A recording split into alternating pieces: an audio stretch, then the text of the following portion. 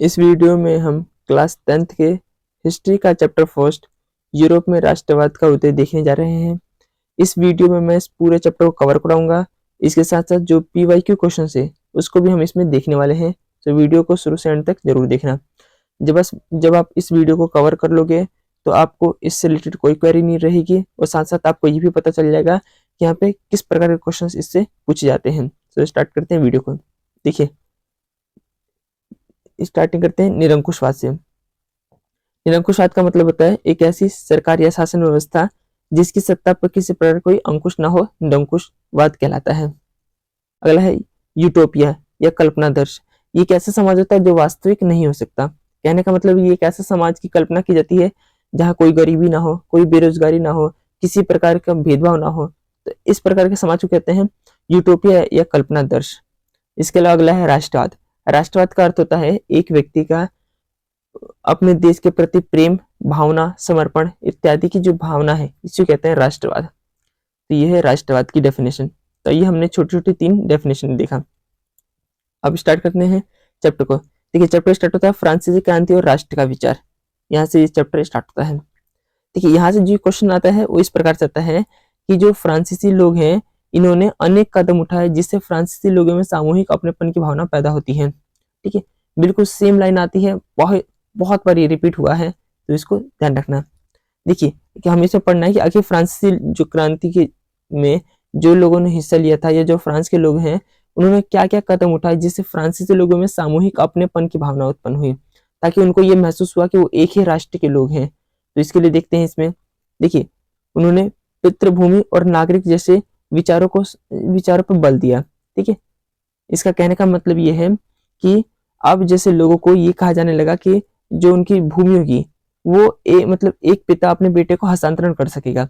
इससे लोगों के अंदर से ये बात निकल कर आएगी कि जो भूमि है वो उनकी व्यक्तिगत है और वो जो भूमि है वो आने वाले जो पीढ़ी है उसको हस्तांतरण कर सकेंगे। इससे लोगों का लगाव है वो उस भूमि के प्रति बढ़ेगा, उस देश के प्रति बढ़ेगा। ठीक है, नागरिक जैसे शब्द का उपयोग किया गया ताकि व्यक्ति को ये लग सके वो एक ही राष्ट्र के लोग हैं। तो ऐसे शब्दों का उपयोग किया गया, ऐसे विचारों का उपयोग किया गया। ठीक है, इसके अलावा फ्रांसीसी झंडे को अपनाया गया। जो स्टेट जनरल है इसका जो चुनाव है वो सक्रिय नागरिकों द्वारा किया जाने लगा और इसका नाम बदलकर नेशनल असेंबली कर दिया गया। इसके अलावा शपथ लिया गया, शहीदों का गुणगान किया गया, केंद्रीय प्रशासनिक व्यवस्था को लागू किया गया और क्षेत्र भाषा को हतोत्साहित किया गया। मतलब क्षेत्र भाषा को बहुत ज्यादा प्रोत्साहन नहीं मिला। फ्रेंच भाषा को है इसको एक राष्ट्रीय भाषा का दर्जा दिया गया कि अब देश के अंदर फ्रेंच भाषा का ही उपयोग होगा सारे सरकारी काम करने के लिए। तो ये वो चीजें थी जिनका उपयोग करके फ्रांसीसी लोगों ने जो फ्रांस के लोग उनके अंदर सामूहिक अपनेपन की भावना पैदा की। डायरेक्ट क्वेश्चन पूछता है, याद रखना, इस प्रकार से इसका उत्तर आप लिख सकते हो। इसके अलावा देखिए, जब फ्रांस की घटना पूरे यूरोप में फैली तो वहां इस प्रकार के बदलाव के लिए लोग तैयार हुए। कहने का मतलब यह है कि सबसे पहले फ्रांसीसी क्रांति होती है। जब फ्रांसीसी क्रांति होती है तो उसके बाद ये सारी चीजें निकल कर आती हैं। अब ये ऐसी चीजें थी जो कहीं ना कहीं लोकतंत्र से संबंधित है। अब फ्रांस में, बल्कि पूरे यूरोप की बात करें तो यूरोप के अंदर एक छोटे से हिस्से में ये फ्रांस। जब फ्रांस में इस प्रकार के जब लोकतांत्रिक बदलाव आते हैं, कुछ इस प्रकार के परिवर्तन आते हैं, पूरे यूरोप के अंदर राजतंत्र है। जब फ्रांस के अंदर ऐसे बदलाव आते हैं तो जब यूरोप को पता चलता है तो यूरोप के अंदर भी ये डिमांड होने लगती है कि इस प्रकार का बदलाव हमारे देश के अंदर भी आना चाहिए। और इस तरीके से क्या है, और इसने जो अब इस तरीके के जो बदलाव थे इसने फ्रांसीसी जो सेना है इसके लिए रास्ता तैयार किया। और फ्रांसीसी जो सेना होती है वो हॉलैंड के अंदर, बेल्जियम, स्विट्जरलैंड इत्यादि इलाकों में जाती है और इस प्रकार के बदलाव करने का प्रयास करती है। देखिए, अगला है कि जो फ्रांस में फिर उसके बाद ये देखने को मिलता है कि फ्रांस के अंदर नेपोलियन का शासन व्यवस्था आ जाता है। ठीक है, फ्रांसीसी क्रांति हुई, उसके बाद एक संवैधानिक रूप से कुछ शासन व्यवस्था चलने लगा। ठीक है, संविधान बना, संविधान के अनुसार चीजें चलने लगी।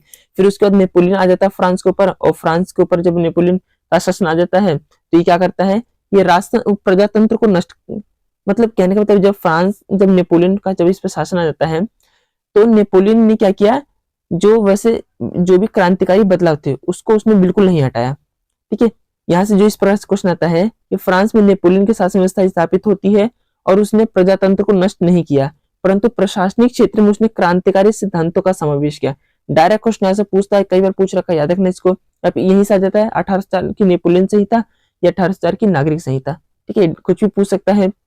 याद रखना कई बार क्वेश्चन आ रखा है कि नेपोलियन आता है तो नेपोलियन ने प्रजातंत्र को खत्म नहीं किया, मतलब जो ये बदलाव हो रखे इनको खत्म नहीं किया, बल्कि इसने प्रशासनिक व्यवस्था में और क्रांतिकारी सिद्धांतों का समावेश किया। ठीक है, या तो ये क्वेश्चन देगा 1804 की नेपोलियन संहिता या 1804 की नागरिक संहिता, इनमें से कुछ भी दे देगा। इनका उत्तर ये रहा। ठीक है, डायरेक्ट क्वेश्चन आता कई बार पूछ रखा है। ठीक है, तो देखिए नेपोलियन संहिता क्या थी 1804 की, तो इसके तहत जन्म के आधार पर विशेषाधिकार थी, इसकी समाप्ति कर दी गई। कानून के समक्ष अब सब बराबर होंगे, संपत्ति रखने का अधिकार दे दिया गया, सामंती व्यवस्था को खत्म कर दिया गया, किसानों की जो भूदासत्व है, मतलब जो किसान टैक्स नहीं दे पाते तो उनको गुलाम बना लेते थे, तो ये वाली जो भूदासत्व है इससे मुक्ति दे दी गई। यातायात और संचार सुविधाओं में व्यवस्था में सुधार किया गया और एक समान नापतोल की प्रणाली अपनाई गई। तो ये नेपोलियन की नागरिक संहिता थी, या 1804 की नेपोलियन संहिता थी। कई बार पूछ रखा है। ठीक है, डायरेक्ट क्वेश्चन आता है, याद रखना आप इसको। या फिर इसी को भी अगर ये ना दिखे, ये वाली लाइन भी दे तो ये भी आप इसी प्रकार से ही लिखोगे। तो इस प्रकार से इस संहिता को फ्रांसीसी नियंत्रण के अधीन वाले क्षेत्रों में भी लागू किया गया, जैसे डच गणतंत्र, स्विट्जरलैंड, इटली, जर्मनी। कहने का मतलब ये है कि जब नेपोलियन आता है तो नेपोलियन के तहत जो, जैसे ये यूरोप है, यूरोप का एक छोटा सा देश है फ्रांस, तो ये फ्रांस का जो अब फ्रांस के अब जो नियंत्रण है वो दूर दूर इलाकों तक भी था। ठीक है, क्योंकि लोग भी चाहते थे इन प्रकार के बदलाव आए, तो इस तरीके से फ्रांसीसी सेना यहाँ पे गई, यहाँ के जो मूल जो यहाँ के राजा वगैरह थे इनसे इन्होंने युद्ध वगैरह लड़ा, और इस तरीके से यहाँ पे भी क्या फ्रांसीसी सेनाओं का कब्जा होने लगा धीरे धीरे। तो यही कहा गया है कि जब ये नेपोलियन भी आता है तो इसने जो भी ये काम किए, ठीक यही काम उन्होंने इन वाले इलाकों में भी किया। ठीक है, जैसे आप देख सकते हो इन वाले इलाकों में, जैसे डच गणतंत्र हो गया, स्विट्जरलैंड हो गया, इटली हो गया, जर्मनी हो गया, तो इन इलाकों में भी ठीक इस प्रकार के कानून लागू किए। ये भी क्वेश्चन पूछ रखा है, ये भी आए तो आप इन्हीं सब चीजों को लिखोगे। इसके अलावा देखो, समय के साथ लोगों को समझ आ गया कि नई प्रशासनिक व्यवस्था में राजनीतिक स्वतंत्रता के अनुरूप नहीं है।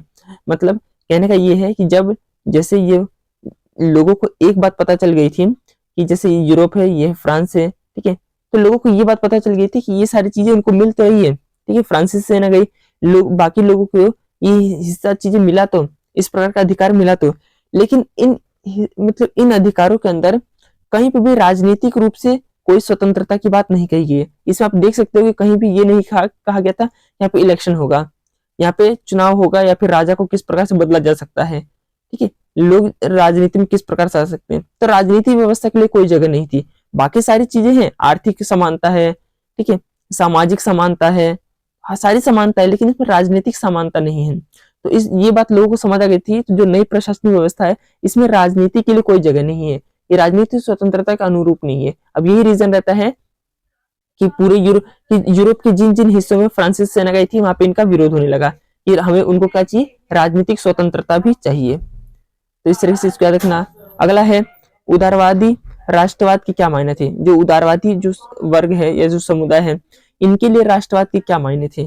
तो ये उदारवादी जो लोग हैं इनके लिए राष्ट्रवाद के जो मायने हैं दोनों क्षेत्रों में देख सकते हैं, राजनीतिक क्षेत्रों में और आर्थिक क्षेत्रों में। कि राजनीतिक क्षेत्रों में किस प्रकार से राष्ट्रवाद की बात करते हैं और आर्थिक क्षेत्रों में किस प्रकार से बात करते हैं। ठीक है, तो यहाँ पे सीधी सी बात आप ऐसे समझो कि आगे उदारवादी जो लोग थे ये किस प्रकार से चाहते थे कि राष्ट्रवाद की भावना लोगों के अंदर पैदा हो। तो देखिए राजनीतिक क्षेत्र में बात करें तो क्या है, उदारवाद जो शब्द है ये लैटिन भाषा के लिबर शब्द पर आधारित है जिसका अर्थ होता है आजादी। उदारवाद एक ऐसी सरकार पर जोर देते हैं जो सहमति से बनी हो, ठीक है, ना कि राजा वाला। इसके अलावा उदारवाद जो है निरंकुश शासक और पाद्य वर्ग के विशेषाधिकारों के समाप्ति की बात करता है और साथ ही साथ संविधान के संसदीय प्रतिनिधित्व सरकार के पक्षधर है। ठीक है, उदारवादी जो लोग हैं इनका मानना है कि जो निरंकुशवाद है इनको जो विशेष अधिकार मिला ये खत्म कर दो और इसकी जगह जो संविधान के अंदर जो संसदीय प्रतिनिधित्व वाली जो सरकार है, मतलब जो जनता के द्वारा चुन के आ रही है जो सरकार, उसका ही शासन होना चाहिए देश के ऊपर। इसके अलावा निजी संपत्ति की बात करते हैं ये लोग उदारवाद, और कानून के समक्ष समानता की बात करते हैं, लेकिन ये केवल अमीर वर्ग के लिए ही बात करते हैं। संपत्ति विहीन पुरुषों महिलाओं के लिए राजनीति में कोई जगह नहीं है, ऐसा ये इन उदारवादी वर्गों का मानना था। और आर्थिक क्षेत्र में बात करके आर्थिक क्षेत्र में उदारवादी जो लोग हैं इनके लिए राष्ट्रवाद का क्या मायने थे, तो उनका मानना ये था कि अगर देश के अंदर, ठीक है, अगर देश के अंदर हमें राष्ट्रवाद को भावना को जगाना है तो हमें आर्थिक रूप में ज्यादा जोर देना होगा, क्योंकि जो आर्थिक रूप है ना, इससे क्या होगा कि बाजार पूर्णतः मुक्त होना चाहिए और वस्तु तथा पूंजी का राज्य द्वारा लगाए जाने वाले करों से मुक्ति होनी चाहिए। ठीक है, एक एग्जाम्पल के माध्यम से समझा भी गया है। ये कहा जा रहा है कि जो बाजार होना चाहिए पूरी तरह से मुक्त होना चाहिए, किसी कंट्रोल में नहीं होना चाहिए, किसी एक वर्ग के कंट्रोल में नहीं होना चाहिए, बाजार मुक्त होना चाहिए और वस्तुओं और पूंजी का पूर्णतः जो राज्य द्वारा लगाए जाने वाले जो टैक्स है इनसे मुक्ति होनी चाहिए। इससे अगर कोई देश ये चीजें करता है तो इससे उस देश में राष्ट्रवादी जो भावना है वो बहुत जल्दी जागृत हो जाएगी। ठीक है, एक एग्जाम्पल है, इसमें ये समझाया गया है। तो इस एग्जाम्पल में आपको समझा देता हूँ। जैसे एक देश है, ठीक है, अब मान लेते हैं इस तरीके से छोटे छोटे राज्यों में बटा हुआ है। तो होता ये है कि जैसे अगर मान लेते हैं एक व्यापारी को जो यहाँ पे रहता है, अगर उसको दूसरे राज्य में जाना है व्यापार करने, तब ऐसे कंडीशन उस टाइम क्या था कि हर एक राज्य की अपनी मुद्राएं थी। अब ऐसे में एक व्यापारी को यहाँ पे भी जाना है, उसी व्यापारी को यहाँ पे भी जाना है, यहाँ पे भी जाना है, तो वो करेगा क्या, वो पर यहाँ पे जाएगा, फिर इधर जाएगा, ठीक है, फिर इधर जाएगा, फिर हर एक की उनको मुद्राएं भी रखनी पड़ेगी उस व्यापारी को। इसके साथ साथ उसको जब जब वो मतलब व्यापार करने जाएगा, एक सीमा पार करके दूसरे मतलब राज्य में जाएगा, तो वहां पे उसको टैक्स देना पड़ेगा। तो इस तरीके से क्या है, जब ज्यादा टैक्स का भार बढ़ जाता है और जब ज्यादा मुद्राएं होती हैं, नापतोल की अलग प्रणाली होती है, तो व्यापारी एक जगह ही सीमित हो जाता है, वो बाकी राज्यों में बहुत ज्यादा व्यापार कर नहीं पाता है। अब इस तरीके से जब लोग व्यापार नहीं कर पाएंगे तो लोगों में संपर्क नहीं बढ़ेगा, और जब लोगों में संपर्क नहीं बढ़ेगा तो राष्ट्रवादी भावनाओं का प्रसार नहीं हो सकता। तो उदारवादी लोगों का मानना यह था कि अगर राष्ट्रवाद को बढ़ावा देना है तो बाजार को मुक्त होना, मतलब बाजार को मुक्त करना पड़ेगा, और साथ साथ वस्तु पूंजी का जो आवागमन है इसको भी मुक्त करना पड़ेगा, उस पर जो टैक्स लगा रहे हैं इसको कम करना पड़ेगा, इसको खत्म करना पड़ेगा। ठीक है, इसी बात को एक एग्जाम्पल के माध्यम से समझाया गया है। जैसे जो नेपोलियन है उसने जर्मनी को 39 राज्यों में बांट दिया। ठीक है, जैसे जर्मनी है कई छोटे छोटे टुकड़ों में बटा हुआ था, नेपोलियन आता है इसको 39 राज्यों में बांट देता है। इस तरीके से छोटे छोटे करके इसमें क्या है 39 राज्य हैं इस प्रकार से। ठीक है, इसके अलावा प्रत्येक की अपनी मुद्रा है, नापतोल की अलग अलग प्रणाली भी है, अपनी अपनी मुद्रा है सबकी, अपनी अपनी नापतोल की अलग अलग प्रणाली है। 1833 में हैम्बर्ग से न्यूरेनबर्ग, ठीक है, जैसे एक राज्य हैम्बर्ग और एक राज्य न्यूरेनबर्ग, तो अगर जो मान लेते हैं एक व्यापारी को हैम्बर्ग से न्यूरेनबर्ग जा रहा है तो उसको 11 सीमा शुल्क देना से गुजरना पड़ता था और हर बार 5% टैक्स देना पड़ता था।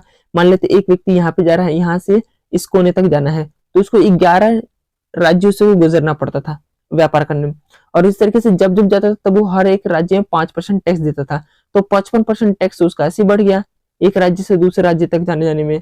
और इस तरीके से मान लेते कोई चीज 100 रुपए की बिक रही थी तो 155 रुपए की बिकेगी, तो इस तरह की कीमतें बहुत ज्यादा बढ़ जाती थी, तो लोग व्यापार नहीं कर पाते थे, और इस तरीके से लोगों के अंदर जो सामूहिक अपनेपन की भावना है ये पैदा नहीं हो पा रही थी। और इस तरीके से उसको क्या है कि जो उसको हर बार 5% टैक्स देना पड़ता था। इसके अलावा जो हमने पढ़ा ना कि प्रत्येक की नापतोल की अलग प्रणाली थी, तो आप इस तरीके से देख सकते हो कि जो कपड़े जो को मापने का एक पैमाना था एले, ठीक है, इसकी लंबाई जगह बदलने के साथ घटती बढ़ती रहती थी। जैसे फ्रैंकफर्ट एक शहर है जर्मनी का, उसमें एक एले का मतलब था 54.7 सेंटीमीटर। मेज एक शहर है उसमें एक एले का मतलब 55.1 सेंटीमीटर। और न्यूरेनबर्ग एक शहर है, इसमें एक एले का मतलब है 65.6 सेंटीमीटर। तो आप देख सकते हो कि एक ही मतलब कपड़े नापने का पैमाना एले, लेकिन हर एक राज्य के अंदर क्या है इसका जो नापने का जो पैमाना है, ठीक है, वो अलग अलग है। कहीं पे 54.7 है, कहीं 55.1 है, कहीं 65.6 है। तो इस प्रकार से अलग अलग मुद्राएं थी, नापतोल की अलग प्रणाली थी, व्यापार बहुत ही ज्यादा अच्छे प्रकार से नहीं हो पा रहा था, तो लोगों में आपने जो संपर्क है ये भी स्थापित नहीं हो पा रहा था, और इस तरीके से ये राष्ट्रवाद को बढ़ावा इस तरीके से मतलब राष्ट्रवाद की जो भावना है ये बहुत व्यापक रूप से नहीं फैल रही थी। तो राष्ट्र उदारवादी लोग इसी की बात करते हैं। इसके अलावा एक हमें चीज देखने को मिलती है जोल्फेराइन, ठीक है, जोल्फेराइन की बात करें तो जोल्फेराइन क्या था, 1834 में प्रशा के पहल पे जोल्फेराइन का गठन किया गया। जोल्फेराइन कुछ इस प्रकार का था, जैसे जो जर्मनी 39 राज्यों में बटा हुआ था, उसमें से 2 राज्य बहुत ज्यादा इंपॉर्टेंट थे, ऊपर था प्रशा और नीचे था ऑस्ट्रिया, ठीक है, और बाकी जो छोटे छोटे जो राष्ट्र थे वो थे। तो प्रशा के पहल पे क्या है इस जोल्फेराइन का गठन किया गया, मतलब प्रशा ने बाकी छोटे छोटे जितने भी जो राज्य थे इनसे बात करके एक संगठन बनाने की बात कही, और ये जो संगठन ये जोल्फेराइन कहलाया है।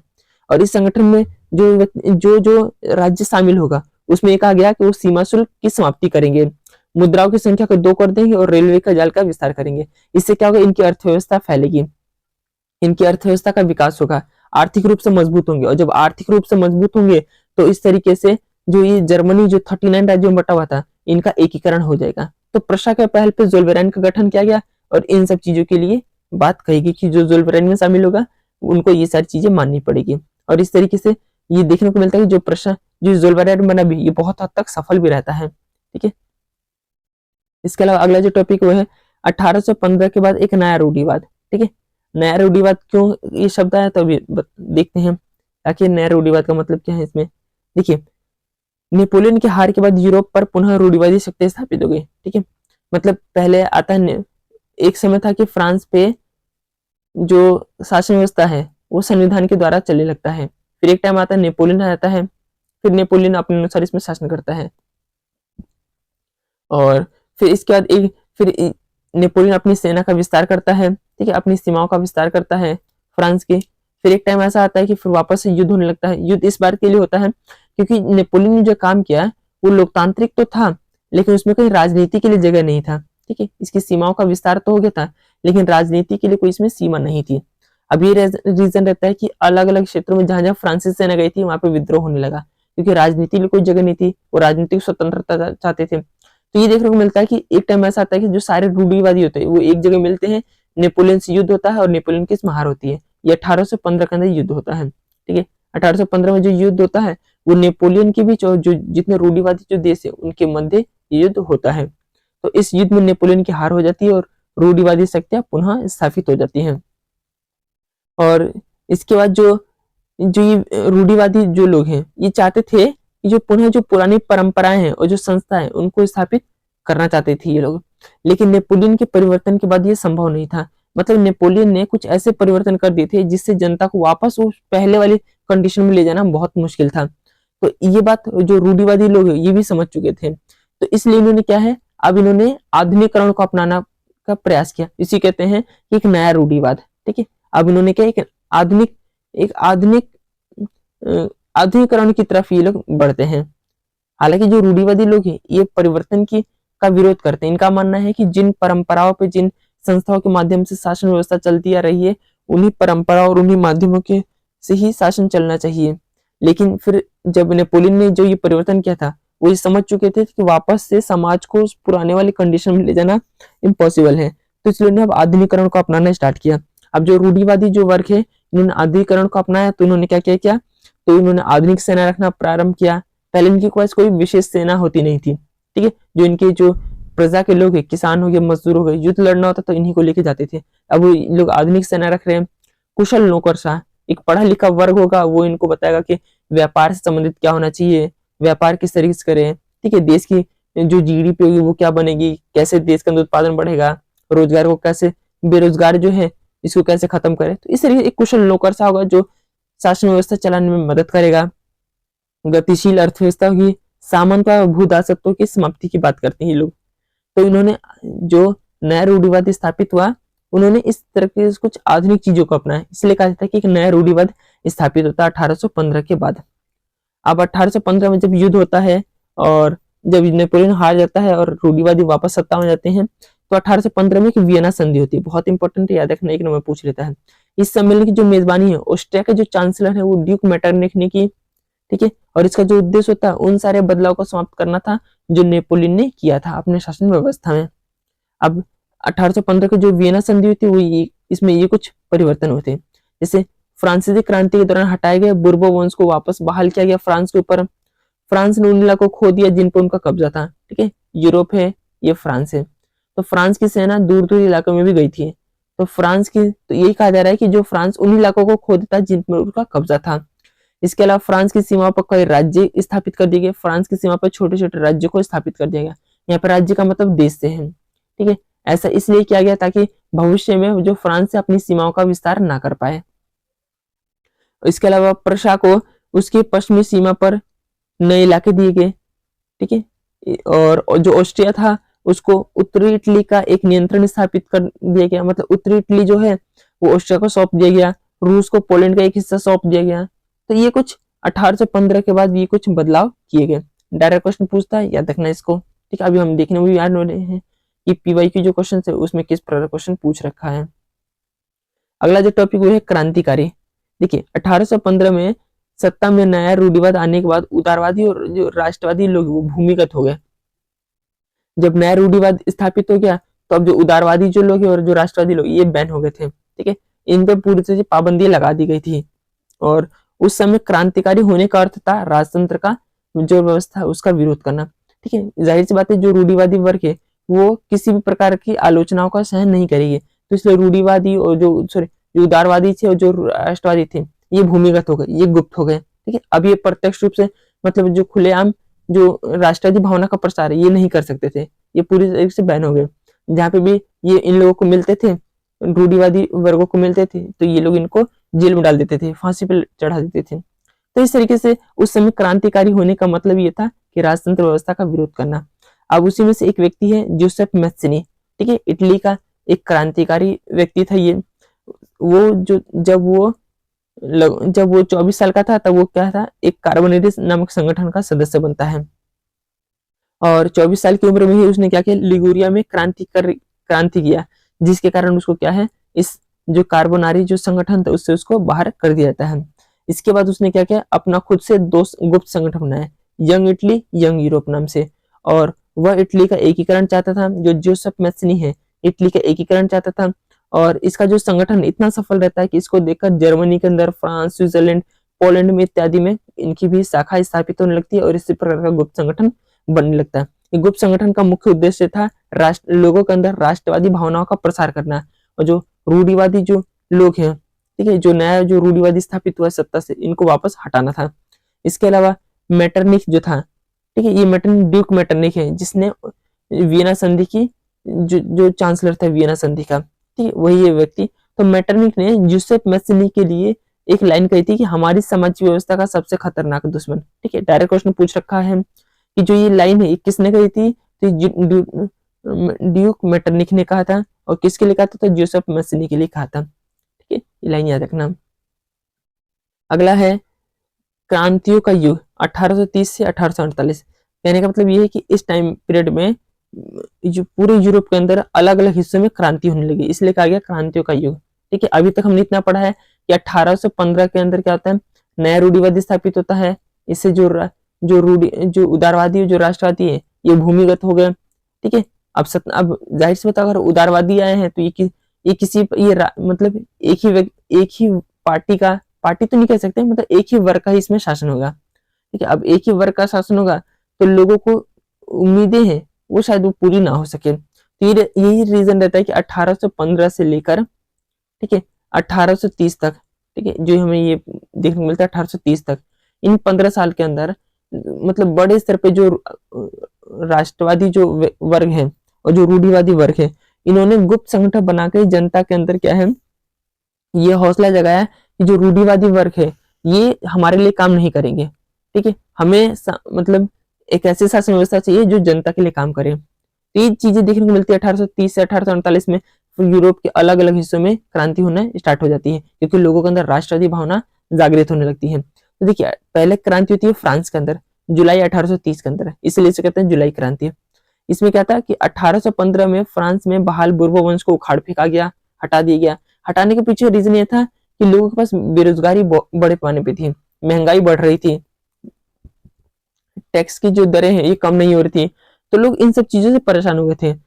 जो सरकार थी वो कुछ कर नहीं रही थी, इसलिए लोगों ने क्रांति किया और बुर्बो वंश को वापस से हटा दिया और एक संवैधानिक राजतंत्र की स्थापना की गई। मतलब संविधान भी होगा और राजा भी होगा।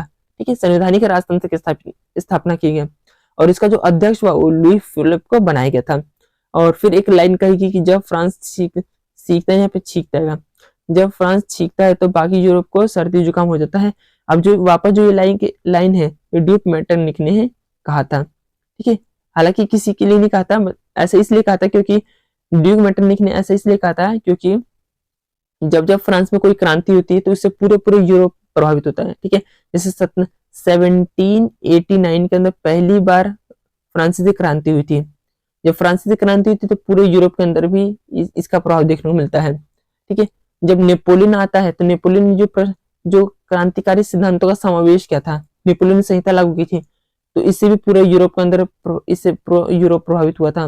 तो इसी प्रकार से जब जुलाई क्रांति हुई तो वापस से जो ड्यूक मेटरनिख ने ये बात कहा कि जब फ्रांस सीखता है तो बाकी यूरोप को सर्दी जुकाम हो जाता है, मतलब बाकी यूरोप भी इससे प्रभावित होता है। ठीक है, अभी देखिए जैसे अगला है ब्रुसेल्स। ब्रुसेल्स में भी विद्रोह होता है इसी से प्रेरित होकर, और जो ब्रुसेल्स में विद्रोह होता है इससे ब्रुसेल्स जो है वो यूनाइटेड किंगडम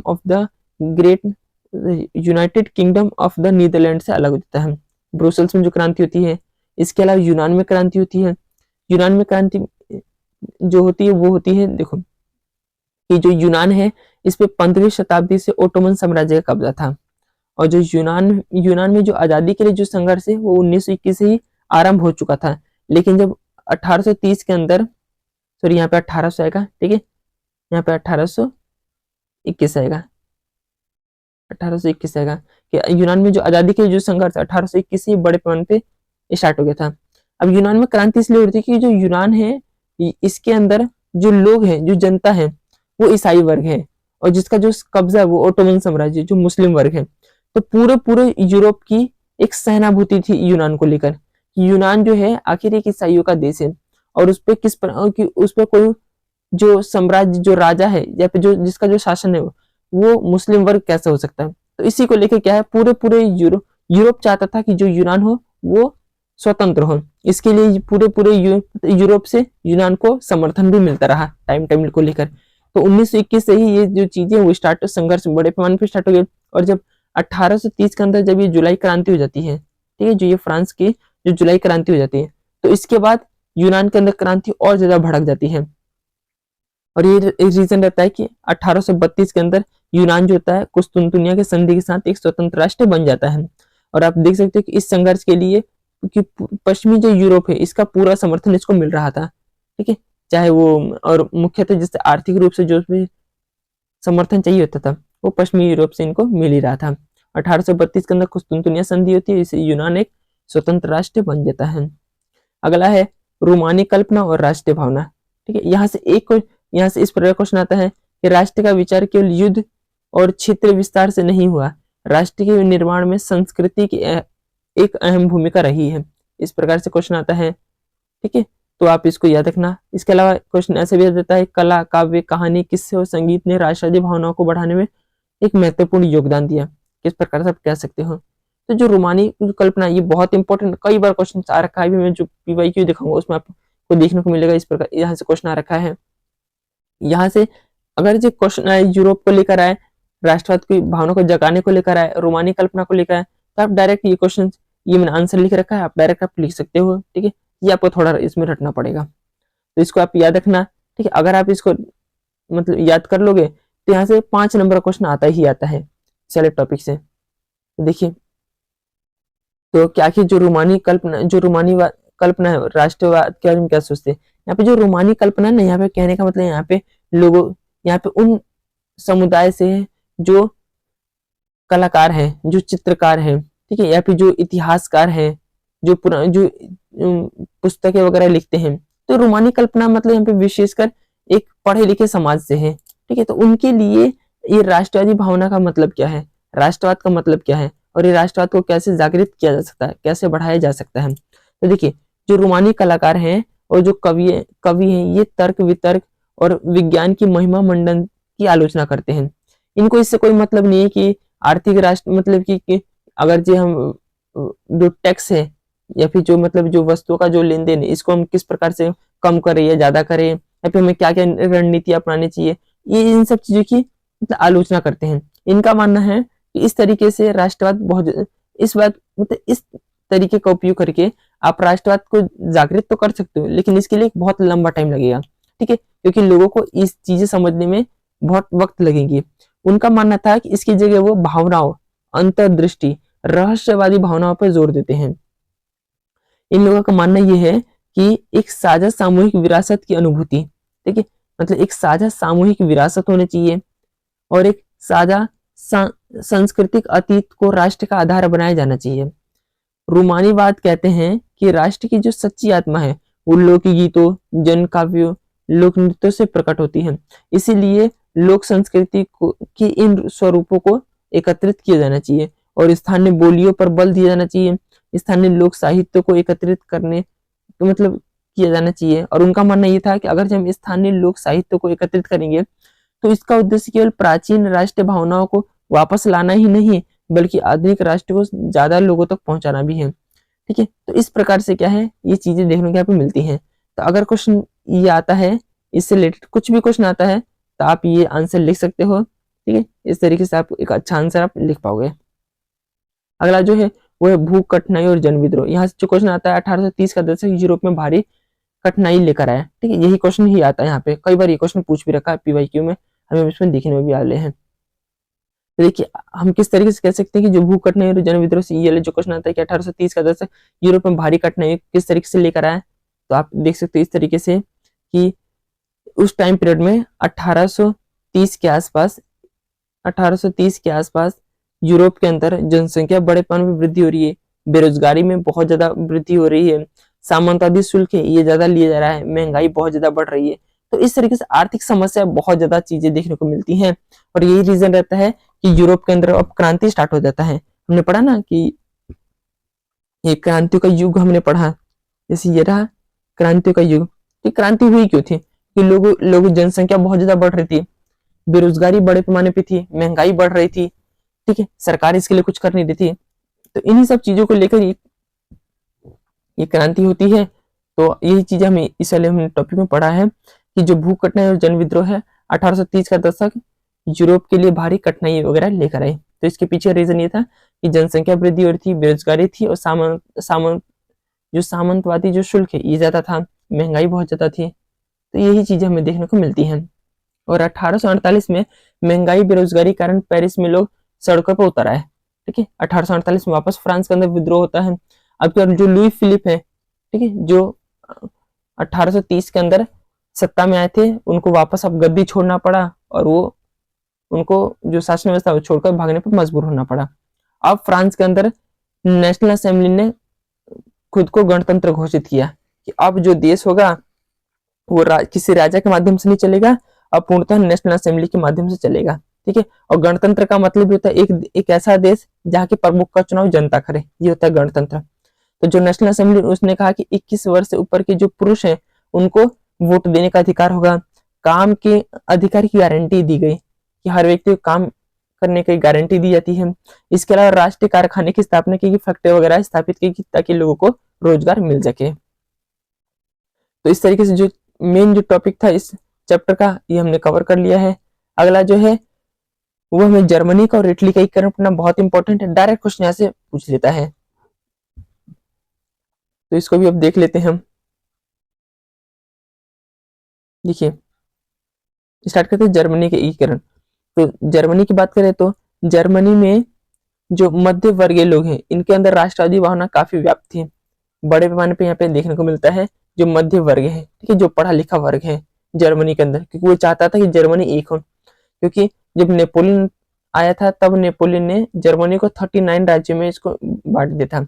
मतलब जब नेपोलियन नहीं था उससे पहले तो और भी छोटे छोटे टुकड़ों में बटा हुआ था। नेपोलियन उन सभी छोटे छोटे टुकड़ों को मिलाकर 29 राज्य बना देता है। अब जो पढ़े लिखे जो वर्ग है तो उनका माने जो 39 राज्य हैं जिसके अपने अपने राजाएं हैं, ठीक है, अपनी अपनी संस्कृति है, राजनीतिक सत्ता है, तो वो सारी चीजें एक हो जाए। तो इसी की बात करता है जो मध्य वर्गीय लोग हैं। और जो इन्होंने कहने का जो मध्य वर्गीय लोग हैं इन्होंने 1848 में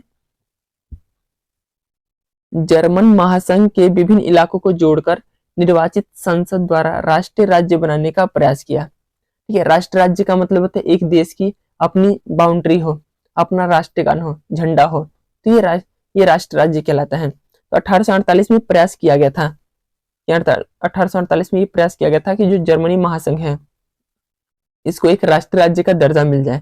लेकिन जो राष्ट्र निर्माण की जो पहल थी वो राजशाही जो राजा वर्ग है और जो फौज की जो ताकत है इन्होंने मिलकर इस चीज को दबा दिया। और उसके बाद जर्मनी के एकीकरण में जो प्रशा है इसने एक अहम भूमिका निभाई। ठीक है, जर्मनी में जो 39 राज्य थे उसमें से 2 राज्य बहुत इंपॉर्टेंट थे, ऊपर था प्रशा, नीचे था ऑस्ट्रिया। ठीक है, तो इस तरीके से प्रशा ने एक अहम भूमिका निभाई जर्मनी के एकीकरण के लिए, और जिसमें ओटो वन बिस्मार्क, याद रखना बहुत इंपॉर्टेंट, डायरेक्ट पूछ लेता है ये किससे संबंधित था। तो ओटो वन बिस्मार्क की अहम भूमिका रहती है जर्मनी के एकीकरण में। ओटो वन बिस्मार्क ने प्रशा की सेना और नौकरशाही की मदद से 7 सालों के दौरान ऑस्ट्रिया से, डेनमार्क से और फ्रांस से युद्ध लड़ा और उसे जीता भी। और इस युद्ध में जर्मनी ने अपने जो सभी क्षेत्र हैं उस पर कब्जा कर लिया। ठीक है, और इस तरीके से जर्मनी का एकीकरण होता है और 1871 में ये मतलब पूरी तरीके से एक राष्ट्र बनकर उभरता है। 1871 में वर्साई में हुए एक सम्मेलन में प्रशा के राजा जो थे विलियम प्रथम, इनको जर्मनी का सम्राट घोषित किया गया। तो जर्मनी का एकीकरण है, तो आप इस डायरेक्ट इन सब चीजों का लिख सकते हो, पूरे नंबर आपको इससे मिल जाएंगे। अगला है इटली का एकीकरण। इटली का एकीकरण कैसे होता है, तो इसमें देखिए इटली कई राजनीतिक खंडों में बटा हुआ था और 19वीं शताब्दी के मध्य में इटली में 7 राज्य थे। 19वीं शताब्दी के मध्य में इटली 7 राज्यों में बटा हुआ था, जिसमें से केवल एक ही राज्य ऐसा था जिसपे इटली का ही शासन था, जिसका नाम था सार्डिनिया पिटमोन्स। ठीक है, जिसपे जो इटली के जो राजघराने थे इनका शासन था। मतलब इटली 7 राज्यों में बटा हुआ था, जिसमें से केवल एक राज्य ऐसा था सार्डिनिया पिटमोन्स जिसपे इटली के राजघरानों का शासन था। बाकी जो 6 राज्य है उन पे अलग अलग विदेशी ताकतों का शासन था। ठीक है, और इटली के उत्तरी भाग पर ऑस्ट्रिया का कब्जा था।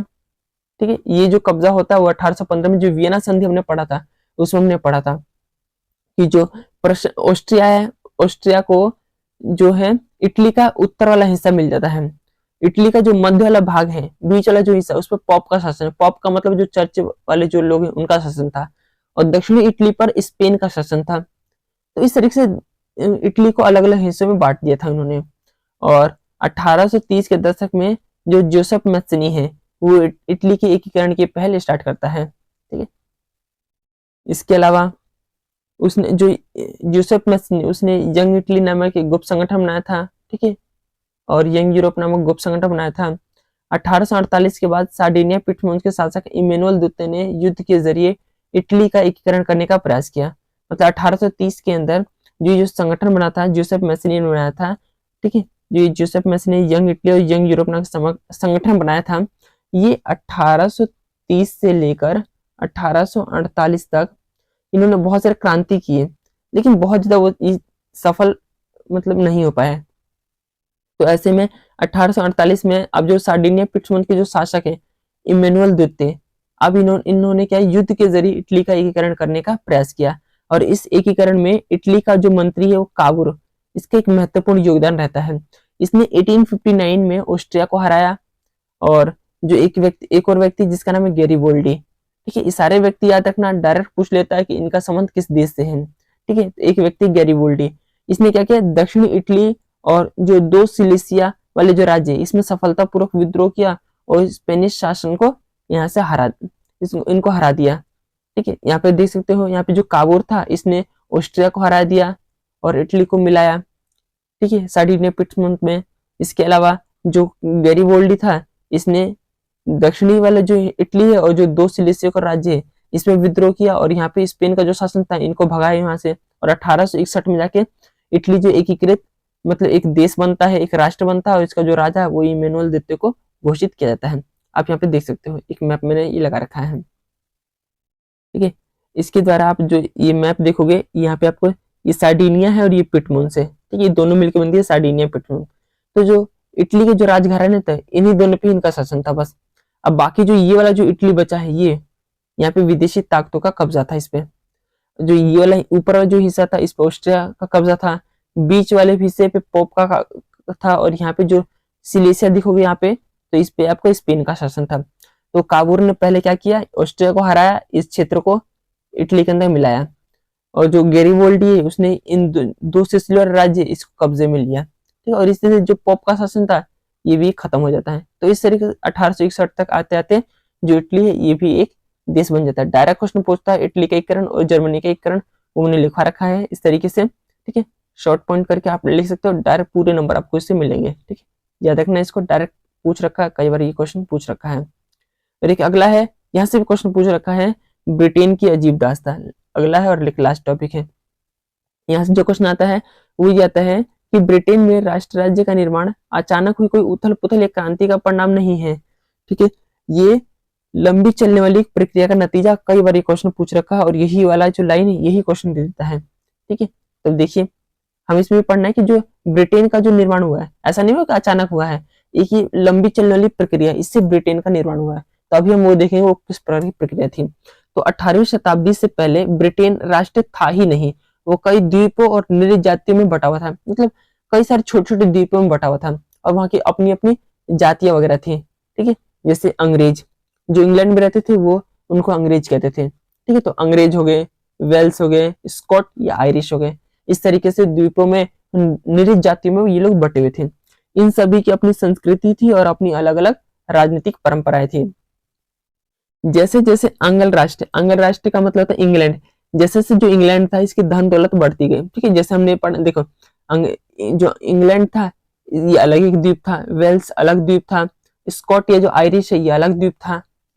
और तो इस तरीके से जैसे जैसे जो इंग्लैंड है इसमें से जो अंग्रेज है इनकी जो धन दौलत बढ़ती गई, इनकी अहमियत सत्ता में वृद्धि हुई, इन्होंने क्या किया, द्वीप के जो अन्य राष्ट्र हैं जैसे जो ये वेल्स हो गया, आयरिश या स्कॉट हो गए, इस पे अपना प्रभुत्व इन्होंने जमाने में ये लोग सफल रहते हैं जो इंग्लैंड वाले हैं। और जो इंग्लैंड है, इंग्लैंड ने क्या किया, 1688 अंदर 1688 में राजतंत्र से सत्ता छीन ली और राष्ट्र राज्य का निर्माण किया। ठीक है, कहने का मतलब 1688 के अंदर 1688 में राजतंत्र से सत्ता छीन ली। अब जो सत्ता होगी वो राजा के पास नहीं होगी, वो क्या होगी, अब उसके जो यहाँ की जो संसद होगी उसके पास ही पावर होगी। और इस तरीके से एक राष्ट्र राज्य का निर्माण करने का प्रयास किया गया जिसके केंद्र में इंग्लैंड होगा। ठीक है, और जो इंग्लैंड था, इंग्लैंड और स्कॉटलैंड के बीच एक एक्ट ऑफ यूनियन होता है 1760 के अंदर। ठीक है, 1688 में राजतंत्र की समाप्ति होती है, संसद के पास पावर आ जाती है, और इसके जो बीच में होता है इंग्लैंड होता है। अब इंग्लैंड क्या करता है, धीरे धीरे बाकी जो द्वीप है उन पे कब्जा करना स्टार्ट करता है। जैसे इंग्लैंड ने सबसे पहले इंग्लैंड और स्कॉटलैंड के बीच एक एक्ट हुआ, एक्ट ऑफ यूनियन 1707, कई बार पूछ रखा, याद रखना इसको। जो ये एक्ट होता है ये इंग्लैंड के मध्य और स्कॉटलैंड के मध्य होता है, और इससे United Kingdom of the great Britain का गठन होता है।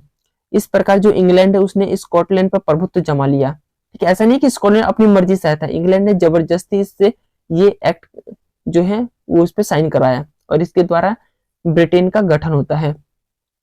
और इस तरीके से उसने क्या किया, जो इंग्लैंड है उसने स्कॉटलैंड पर प्रभुत्व जमा लिया, और ब्रिटेन की संसद में अंग्रेज सदस्यों का ही दबदबा रहा।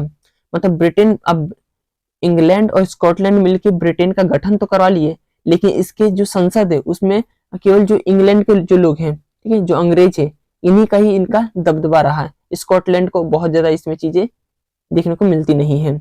और जो स्कॉट हाईलैंड्स के लोग हैं, मतलब जो स्कॉटलैंड के जो लोग थे, उनको अपनी भाषा, जो उनकी एक भाषा थी गैली की भाषा, एक नंबर में पूछ सकते हैं, याद रखना। ठीक है, तो वो बोलने की इजाजत नहीं थी, और ना ही वो राष्ट्रीय पोशाक पहनने की इनकी अपनी इजाजत थी। मतलब जो संस्कृति, जो जिस प्रकार की जो भाषा है वो अंग्रेज बोलते थे, जो उनकी संस्कृति है वही संस्कृति इन लोगों पर भी थोपी गई। ठीक है, इनकी अपनी जो मूल भाषा थी उस पर पाबंदी लगा दी गई, जो उनकी जो पहचान थी, परंपराएं थी, उन पर पाबंदी लगा दी गई। जो अंग्रेजों की पहचान है वही इनकी भी पहचान बनाने की बात की गई। इसी तरीके से आयरलैंड को 1801 के अंदर बलपूर्वक United Kingdom of the great Britain में मिला लिया गया, जिसमें उनकी जो मदद है वो प्रोटेस्टेंट धर्म मानने वाले बहुसंख्यकों ने की थी। ठीक है, आयरलैंड के साथ एक समस्या ये थी कि आयरलैंड के अंदर जो धर्म को लेकर बड़े पैमाने पर युद्ध वगैरह होते रहते थे। उसमें से दो धर्म, मतलब ईसाई धर्म ही है, लेकिन ईसाई धर्म के दो बंटवारे थे, एक प्रोटेस्टेंट और एक कैथोलिक। तो जो कैथोलिक थे कम थे, प्रोटेस्टेंट ज्यादा थे। तो जो प्रोटेस्टेंट लोग हैं इनका समर्थन मिल गया जो ब्रिटेन को, इसलिए क्या ब्रिटेन ने आयरलैंड को अपने अंदर मिला लिया। और इस तरह की जो कैथोलिक है इन्होंने खूब विरोध किया, लेकिन कैथोलिकों को जबरन दबा दिया गया। और इस तरीके एक नए ब्रिटिश राष्ट्र राज्य का निर्माण होता है, जिसमें इंग्लैंड होता है, स्कॉटलैंड होता है और एक आयरलैंड होता है, और जिस पर केवल अंग्रेजी जो संस्कृति का इसी का ही प्रचार प्रसार हुआ। ठीक है, और जो नया ब्रिटेन बना इसमें नए प्रतीकों को भी अपनाया गया। ठीक है, जैसे ब्रिटेन का जो झंडा है उसको यूनियन जैक कहा गया, याद रखना, और राष्ट्रीय गान है उसको कहा गया God save our noble king. तो ये इनका राष्ट्रीय गान हुआ। तो इस तरीके से जो चैप्टर वो ये हुआ कंप्लीट। और इस तरीके से मैंने इस पूरे चैप्टर को मैंने इस तरीके से मतलब बहुत ही आसान और बहुत ही मतलब छोटे से वीडियो में मैंने आपको इसमें ये कवर करवा दिया। और इस तरीके से आप इतने बड़े चैप्टर को आसानी से आप रिवीजन कर सकते हो, और आप इसमें देख सकते हो कि एक भी जो पॉइंट है वो बेकार नहीं है। हर एक पॉइंट को मैंने मतलब हर एक टॉपिक को मैंने कवर करा रखा है और साथ ही साथ मैंने ये भी बता रखा है किस टॉपिक से किस प्रकार क्वेश्चन आते हैं। अगर आप इसे 1 से 2 बार पढ़ लोगे तो आपको दोबारा से कोई वीडियो देखने की जरूरत नहीं पड़ेगी और इस तरीके से इतने छोटे और इतने अच्छे तरीके से आपको और कोई दूसरी वीडियो नहीं मिलेगी देखने को। अब देखिए, अब हम इसमें जो प्रीवियस ईयर में जो क्वेश्चन था उसको थोड़े इसमें लगा लेते हैं, जिससे आपको ये भी अंदाजा हो जाएगा कि किस प्रकार से क्वेश्चन आ रहे हैं। जैसे एक क्वेश्चन आ रखा है, निम्नलिखित घटनाओं को कालक्रम के अनुसार लगाना है कि पहले कौन सा हुआ, फिर कौन सा हुआ, फिर कौन सा हुआ। ठीक है, तो देखिए, एक था कुस्तुनतनी की संधि, ठीक है, ये होता है 1832 के अंदर। इसके अलावा नेपोलियन की पराजय, ये होती है 1815 के अंदर। ठीक है, अगर जी ये पता भी नहीं तो आप इसे छोड़ सकते हो। नेपोलियन की नागरिक संहिता, ये होती है 1804 के अंदर। तो आप देख सकते हो सबसे पहले होती है 1804 के अंदर। ठीक है, मतलब 4, ये नहीं हो सकता, ये नहीं हो सकता, ये नहीं हो सकता, यही आएगा। ठीक है, पहला होता है 4। ठीक है, ये नेपोलियन की नागरिक संहिता लागू होती है। फिर होता है 2, 1815 के अंदर नेपोलियन की पराजय होती है। फिर एक होता है कुस्तुनतनिया की संधि होती है।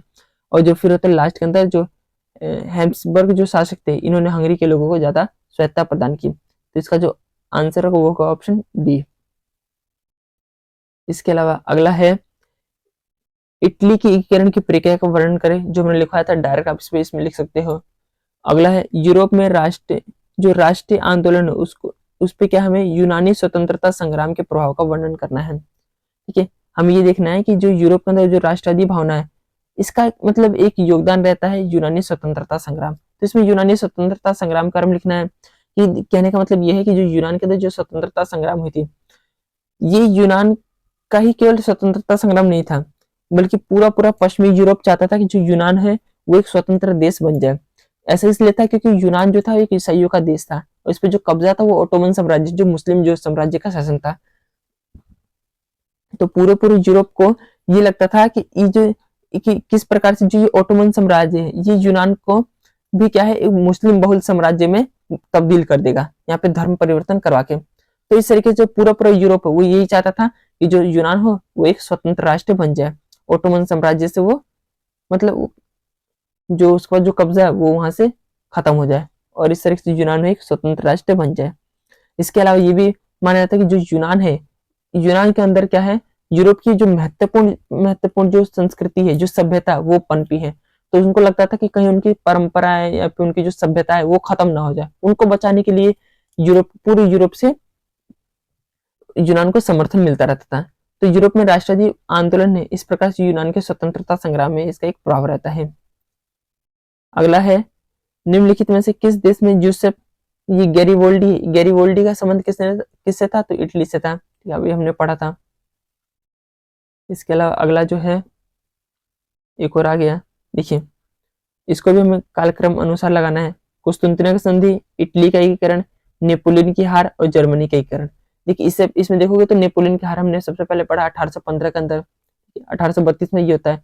इटली का एकीकरण में पढ़ा 1861 में, जर्मनी का एकीकरण पढ़ा 1871 में। सबसे पहले ऑप्शन 2 इसमें नहीं है, इसमें है, इसमें भी है और इसमें नहीं है। तो अब अगला है क्या है, देखो ये दोनों तो बहुत बाद में हुए थे। अगला है 1 आएगा, 2 के बाद 1 आएगा, 2 के बाद 1 है, 2 के बाद 3 है, ये भी हट जाएगा, तो ऑप्शन जाएगा सी। ठीक है, अगला देखते हैं कि अगला क्या रखा है, ये तो नहीं है, ये भी नहीं है, धारणता का विषय ये भी नहीं है। हाँ देखिए क्वेश्चन नंबर 30 कि 19वीं शताब्दी के आरंभिक वर्षों में जो उदारवाद जो है की विचारधारा ने यूरोप को किस प्रकार से प्रभावित किया। तो उदारवाद की जो भावना है ये दो क्षेत्रों में देखने को मिलती है, एक राजनीति वाले में और एक आर्थिक वाले में। पॉइंट वाइज मैंने करवा रखा है, आप वहां से इसको देख सकते हो। अगला, United Kingdom of the great Britain की गठन की प्रक्रिया का वर्णन करें। आगे ना ये तो इस जो अभी हमने ऊपर जो पढ़ा है उन्हीं को पॉइंट वाइज आप लिख सकते हो। किस तरीके से पहले जो ब्रिटेन था वो अलग अलग द्वीपों में बटा हुआ था, अंग्रेज था, वेल्स था, आयरिश या स्कॉट थे। फिर इंग्लैंड जो होता है वो धीरे धीरे प्रभुत्व हो जाता है, शक्तिशाली हो जाता है। इसके बाद वो धीरे धीरे बाकी जो द्वीप जो देश है उन पे कब्जा करना स्टार्ट कर लेता है। 1707 के अंदर एक्ट ऑफ यूनियन होता है, जिसमें इंग्लैंड क्या करता है, जो स्कॉटलैंड है इस पर अपना कब्जा स्थापित कर लेता है और इस तरीके से United Kingdom of the great Britain का गठन होता है। फिर उसके बाद 1801 के अंदर आयरलैंड को अपने अंदर मिला लेता है, प्रोटेस्टेंट धर्म वालों का समर्थन लेकर। तो इस तरीके से आप इस प्रक्रिया को आप लिख सकते हो। ठीक है, अगला देखते हैं अगला रखा है कि 1815 में यूरोप में स्थापित रूढ़िवाद शासन व्यवस्थाएं निरंकुश थी।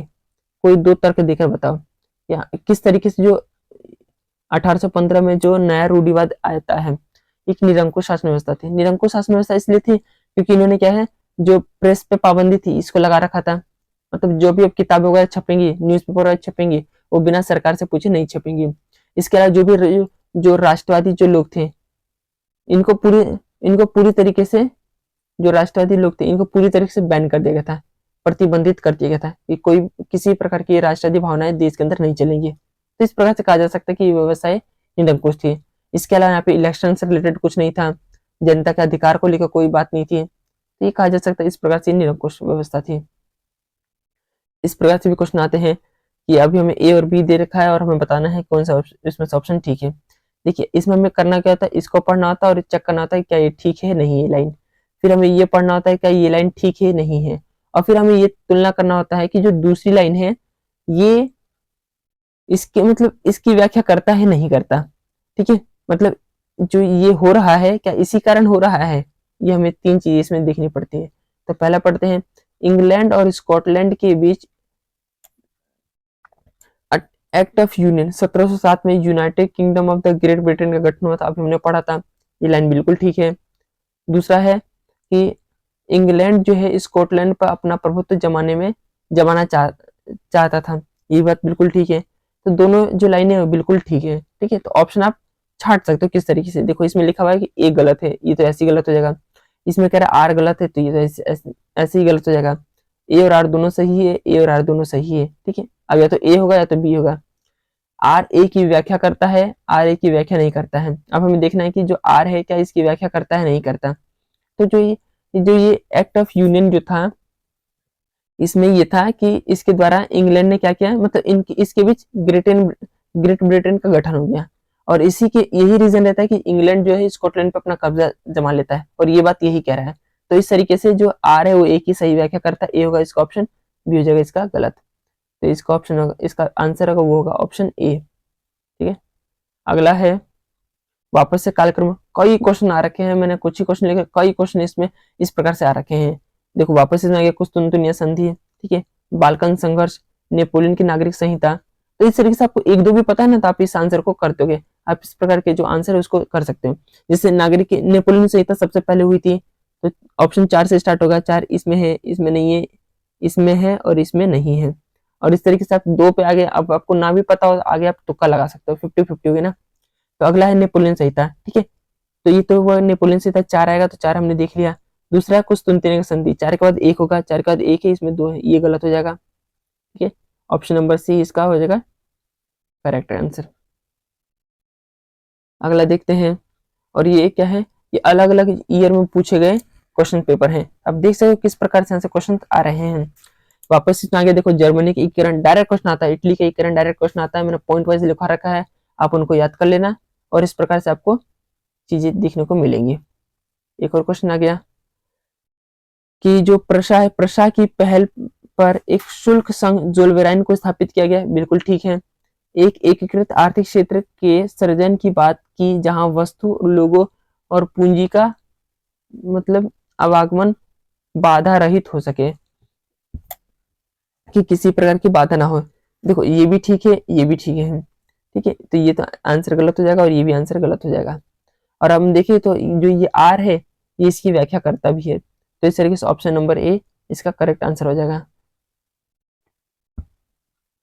अगला जो है वो है कि फ्रांसीसी क्रांति ने फ्रांसीसी लोगों के मध्य सामूहिक अपनेपन के, सबसे पहले हमने यही पढ़ा था कि उन्होंने पितृभूमि नागरिक जैसे शब्द का उपयोग किया, शहीदों का गुणगान किया, स्टेट जनरल का चुनाव सक्रिय नागरिकों द्वारा किया जाने लगा। तो इस तरह की चीज हमने पढ़ा था हमने इसमें। ठीक है, आप देख सकते हो, उनको लिख सकते हो। इसके अलावा जो अगला था वो था कि यूनानी के स्वतंत्रता संग्राम ने पूरे यूरोप में एक शिक्षित अभिजात वर्गों में राष्ट्रीय भावना का संचार किया। ठीक है, कि जो यूनान का जो स्वतंत्रता संग्राम है इसने पूरे यूरोप में शिक्षित अभिजात वर्गों में राष्ट्रीय भावना का संचार किया। इसको ये 5 नंबर में आ रखा है। ठीक है, आप इसको इस प्रकार से लिख सकते हो कि जो यूनान की स्वतंत्रता संग्राम है इसने क्या किया, पूरे यूरोप के अंदर एक राष्ट्रवादी भावना का प्रसार किया, क्योंकि ऐसा इसलिए था क्योंकि यूनान पे कब्जा था ओटोमन साम्राज्य का। ओटोमन साम्राज्य मुस्लिम साम्राज्य था और लोगों को ये डर था कि कहीं ना कहीं क्या है, जो ओटोमन साम्राज्य ये बलपूर्वक लोगों को यहाँ पे धर्म परिवर्तन करा के बहुसंख्यक के रूप में मुस्लिम लोगों को ना बना दे।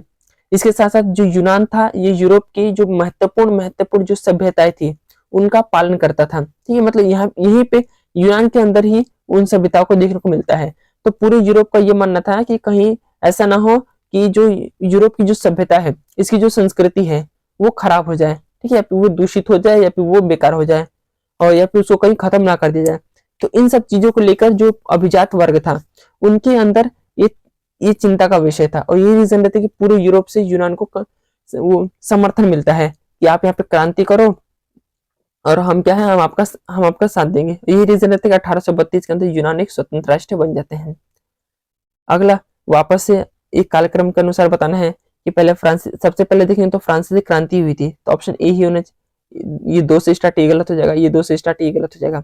अब या तो ऑप्शन ए है या तो ऑप्शन डी है। ठीक है, फ्रांसीसी क्रांति पहले होती है।